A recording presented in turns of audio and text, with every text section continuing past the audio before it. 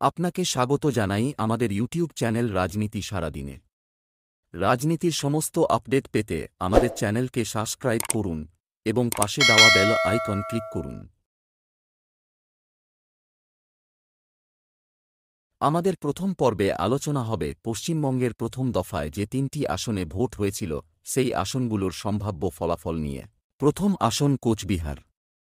সেখানে তৃণমূল কংগ্রেস পেতে পারে ৪৫% ভোট এবং বিজেপি পেতে পারে ৪৮% ভোট। অতএব কোচবিহার আসন যেতে পারে বিজেপির দখলে। দ্বিতীয় আসন আলিপুরদুয়ার।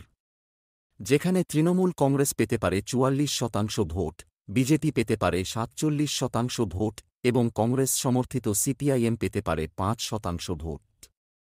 এই আসনটিও যেতে পারে বিজেপির দখলে। সর্বশেষ আসন জলপাইগুড়ি, যেখানে তৃণমূল কংগ্রেস পেতে পারে ৪৬% ভোট, বিজেপি পেতে পারে ৪৪% ভোট, সিপিআইএম পেতে পারে ৬% ভোট। এই আসনটি জয়লাভ করতে পারে তৃণমূল কংগ্রেস। অসংখ্য ধন্যবাদ ভিডিওটি দেখার জন্য।